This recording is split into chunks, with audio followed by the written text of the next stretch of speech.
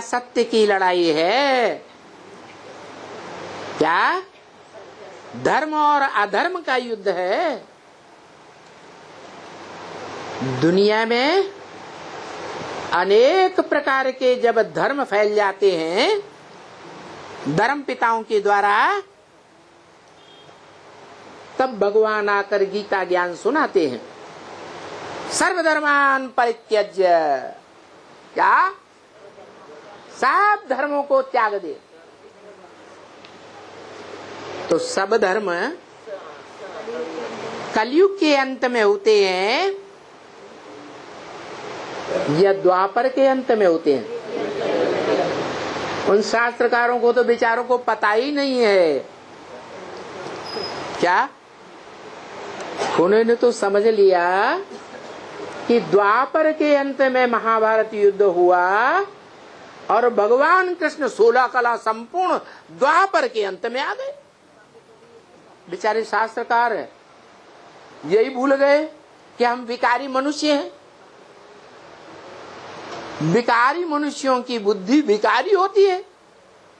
विकारी बुद्धि बार बार भूल करती है।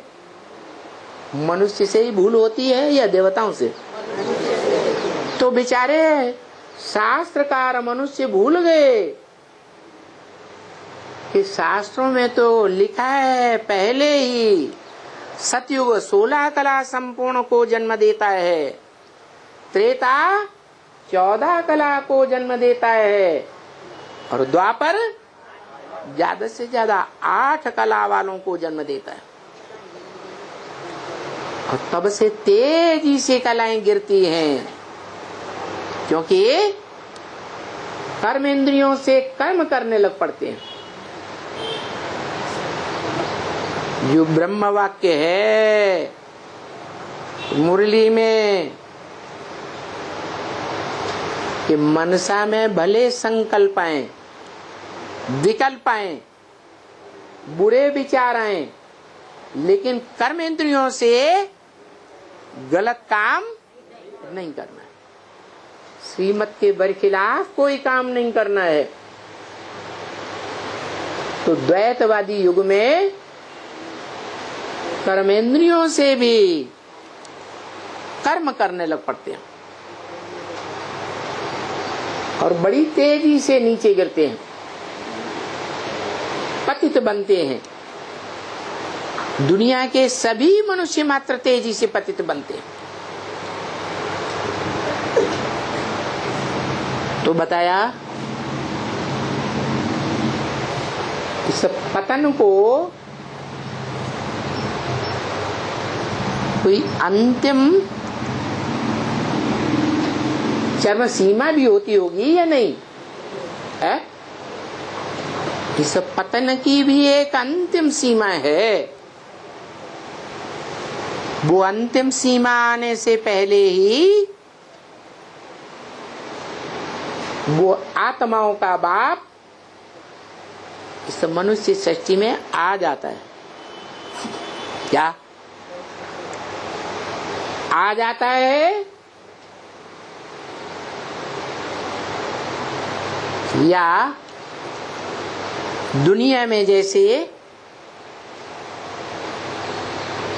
बच्चा आ जाता है जन्म लेकर, ऐसे आ जाता है प्रत्यक्ष रूप में या गुप्त रूप में आता है? दुनिया में भी बच्चा पहले गर्भ में, फिर गर्भ जब परिपक्व बनता है, बाप का डाला हुआ जो सूक्ष्म बीज है वो धरणी रूपी माता में आकर के जब भ्रूण बनता है, भ्रूण से पिंड बनता है शरीर का, हाथ पांव वाला, तो निर्जीव होता है या चैतन्य होता है? निर्जीव होता है। बाद में उसमें आत्मा प्रवेश करती है।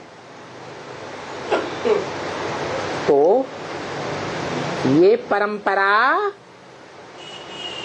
भगवान आकर के डालते हैं। जब आते हैं तो अहम बीज प्रतपिता, मैं ज्ञान का बीज बोने वाला पिता हूँ।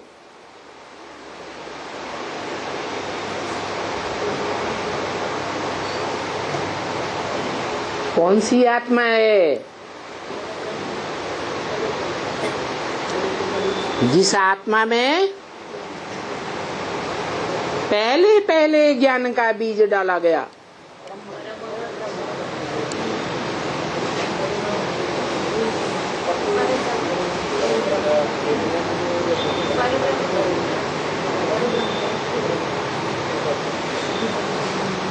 जिसका नाम परम माने बड़ी, ब्रह्म माने बड़ी ते बड़ी माँ।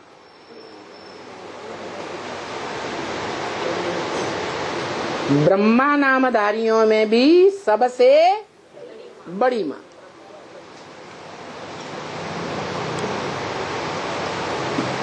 तो बाप भी कैसा होगा? है बाप भी कैसा पुरुष होगा? परम ब्रह्म बड़ी ते बड़ी माँ, बड़े ते बड़ी माँ का रूप है कार्य करने के आधार पर। क्योंकि शास्त्रों में काम के आधार पर नाम पढ़ते हैं। इसकी शुरुआत भी वो बापों का बाप आकर करता है। बोलता है मैं जिस तन में भी आऊंगा उसका नाम ब्रह्म रखता हूं। तो जिससे पहले नंबर में आऊंगा वो बड़े से बड़ी माँ हो गई। दुनिया में भी क्या होता है, खास भारत में देख लो। ब्रह्म वाक्य है मुरली में, क्या भारत में पुरुष की एक स्त्री मर जाती है तो कहते हैं एक जूती गई, दूसरी लेते हैं, तीसरी लेते हैं, चौथी लेते हैं। है? ऐसे करते हैं या नहीं करते? लेकिन मान ज्यादा कौन सी माता के बच्चों का होता है? जो पहले नंबर की माता होती है उसका मान शान ज्यादा होता है। तो ये परंपरा किसने डाली है? आत्माओं के बाप ने आकर ये परंपरा डाली। जैसे ब्रह्मा पुरुष दादा लेखराज, उसमें भी प्रवेश किया सन 47 में। तो क्या नाम रखा? ब्रह्मा नाम रखा। परंतु वो तो बाद वाला ब्रह्मा या आदि वाला ब्रह्मा है? वो तो बाद वाला ब्रह्मा है, आदि वाला तो नहीं है। तो आदि वाला जो ब्रह्मा है, जो शास्त्रों में गाया हुआ है, गुरुर् ब्रह्मा गुरुर् विष्णु गुरुर्देवो महेश्वर गुरु साक्षात परम ब्रह्म तस्मै श्री गुरुवे नमः।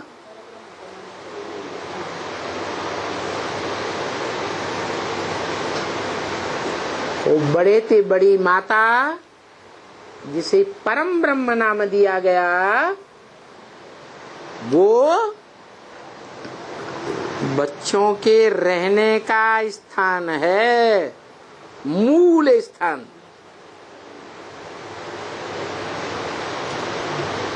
है। बाप बीज डालता है,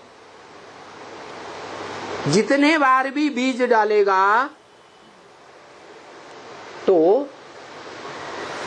आधार माता ही बनती है ना। कौन बनता है? माता आधार बनती है।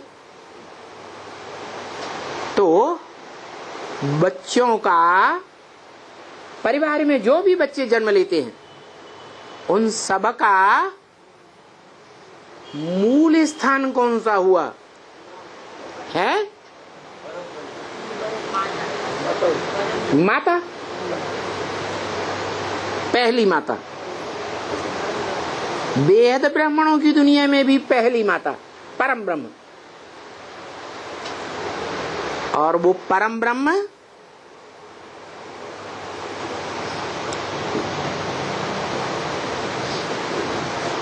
पांच सौ 700 करोड़ मनुष्य आत्माएं हैं। उनमें सबकी माता प्रैक्टिकल में या कोई विशेष आत्माओं की माता है? दुनिया में भी ऐसे ही होता है। कोई बाप के परिवार में एक के बाद एक 4 माताएं बनी हो परिवार में, तो जो पहले परिवार की रचना होगी वो ज्यादा पावरफुल होगी ना। क्यों ज्यादा पावरफुल होगी? है? हाँ, क्योंकि सबसे जास्ती लंबे समय का सत्य का सत्व भरा हुआ है। क्या? जिसे हम कहते हैं गॉड इज ट्रुथ। एक भगवान ही सत्य है, एक ही सत्य है।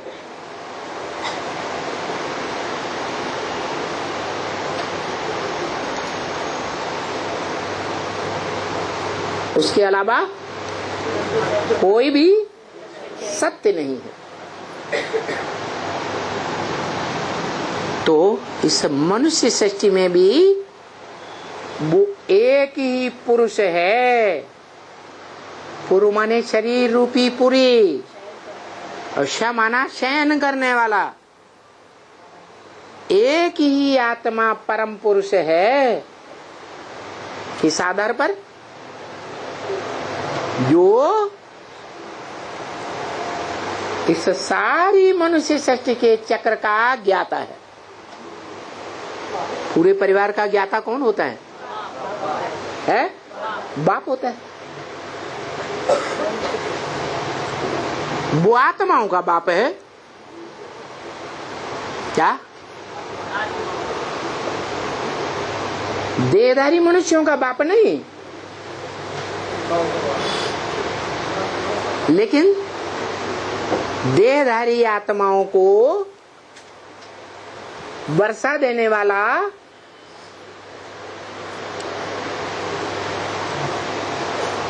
कौन होगा? देहधारी बाप होगा या निराकारी बाप होगा? स्वर्ग का वर्षा देने वाला स्वर्ग साकार होता है या निराकार? स्वर्ग साकार होता है। साकार स्वर्ग का रचयिता साकार होगा या निराकार होगा? साकार होगा। तो मनुष्य सृष्टि का बीज जो हीरो पार्टधारी है, इस मनुष्य सृष्टि रूपी ब्रॉड ड्रामा में ऑलराउंड पार्टधारी है, वो ही स्वर्ग का रचयिता है। क्या है या नहीं है?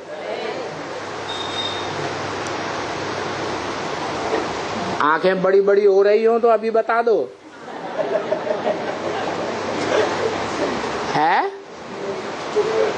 है या नहीं है? है, क्योंकि साकार का रचयिता साकार। घड़ा साकार तो घड़ा बनाने वाला कुम्हार भी साकार, आत्मा है निराकार। तो निराकार आत्माओं को निराकारी आत्मा हो इस बात का परिचय देने वाला भी निराकार। उससे पहले तो हम जानते ही नहीं थे कि हम क्या है। तो निराकार से निराकारी वर्षा मिलता, साकार से साकारी स्वर्ग का वर्षा मिलता। लेकिन जो साकारी स्वर्ग का वर्षा देने वाला बाप है मनुष्य सृष्टि का,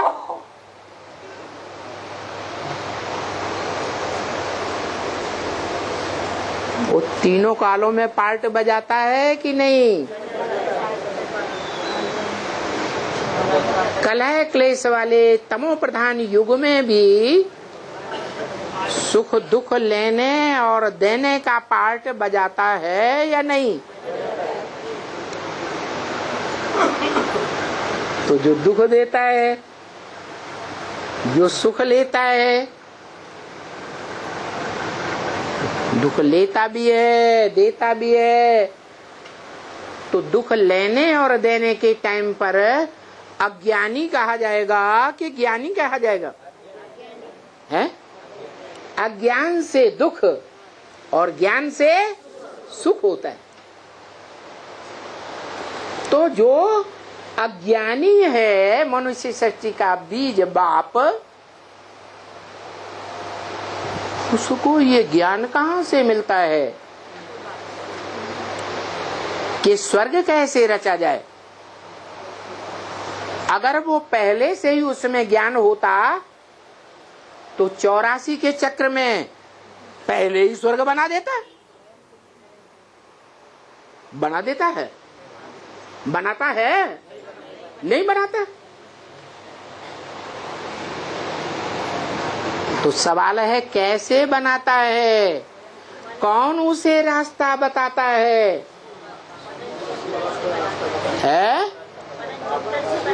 वो काहे का मनन चिंतन? अरे 63 जन्म तो सुंदर सुंदर बीवियों का मनन चिंतन किया है। राजयोग सीखने वाले राजाओं ने ढेर की ढेर रानियां रखी हैं। भारत पतन के गर्त में गया ना, तो भिखारी बनने से गया ना। तो 63 जन्म का अभ्यास क्या है?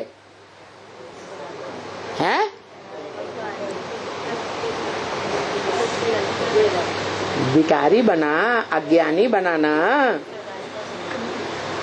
तो वो ज्ञान कौन देता है उसे? जो स्वर्ग का रचयिता दूसरे धर्म वाले भी गाते हैं, हेवनली गॉड फादर।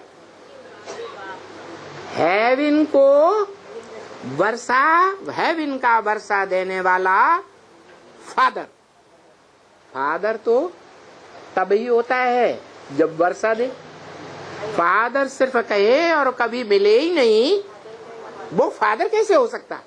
इसलिए मुरली में बोला सारी दुनिया की जो भी मनुष्य मात्र हैं सबको आकर के मिलते हैं। कोई को आंखों से, ज्ञानेंद्रियों से, कोई को कर्मेंद्रियों से भी मिलते हैं, कोई को 11वीं इंद्रिय मन से साक्षात्कार हो जाता है, कोई को तीक्ष्ण बुद्धि होने के कारण पता चल जाता है कि यही बाप हो सकता है, कोई दूसरा बाप नहीं हो सकता। तो ये अखबारों से जान लेते, देखते नहीं ना, कौन सा टीवी में देखेंगे, मिलता सबको है। तो सवाल यही है कि स्वर्ग का रचयिता कौन? एक या दो? रचयिता तो बाप ही कहा जाता है, परंतु प्रवृत्ति मार्ग से सुख दुख की सृष्टि बनती है कि बिना प्रवृत्ति के बनती है? तो प्रवृत्ति चाहिए, माता चाहिए या नहीं चाहिए? तो वो परम पुरुष परम पिता को क्या चाहिए? माता चाहिए। तो इस मनुष्य सृष्टि में जो पूरा चक्र लगाने वाली आत्मा है, तीनों कालों का चक्र लगाने वाली, उसको पता है ना कि यही काल चक्र है, यही महाकाल है जो पूरा चक्कर लगा के आता है तीनों कालों का। तब मुझे ज्ञान होता है, किसको? शिव बाप को, कि ये तीनों काल का ये चक्र में ये ऐसा ऐसा होता है। तो तीनों काल का ज्ञाता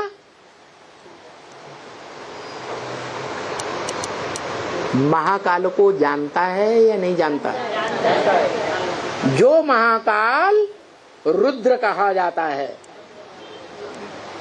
जिस रुद्र के द्वारा अविनाशी रुद्र ज्ञान यज्ञ की शुरुआत होती है।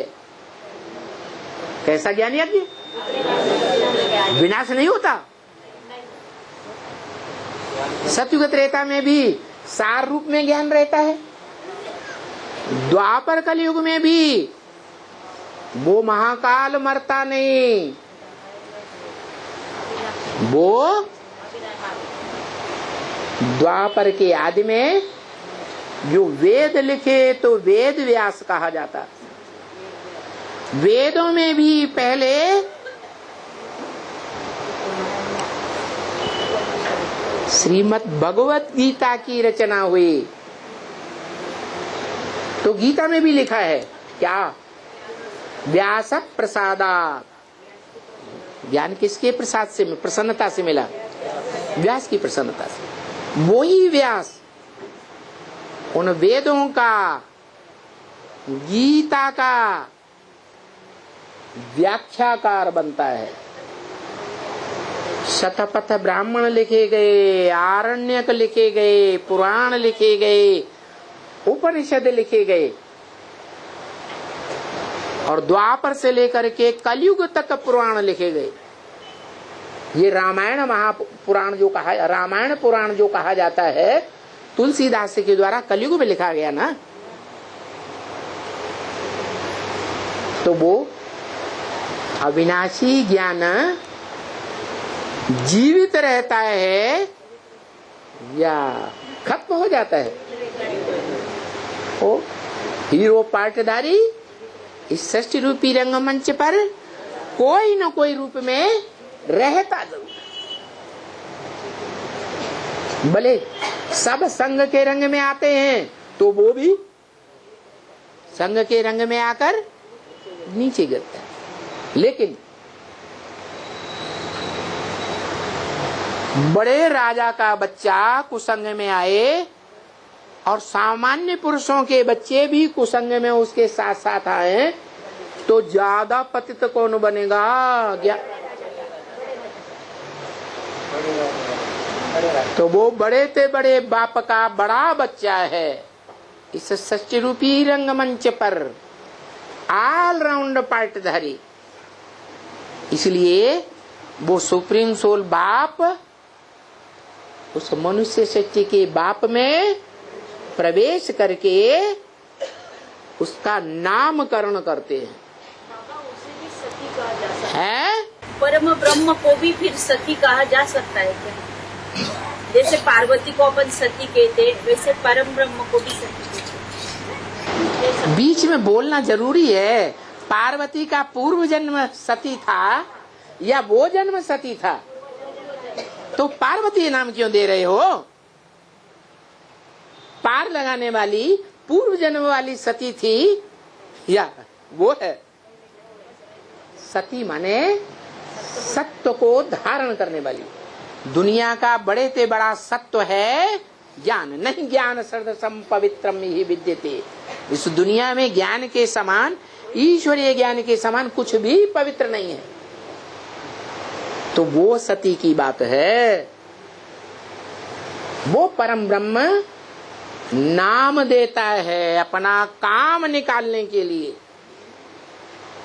बाप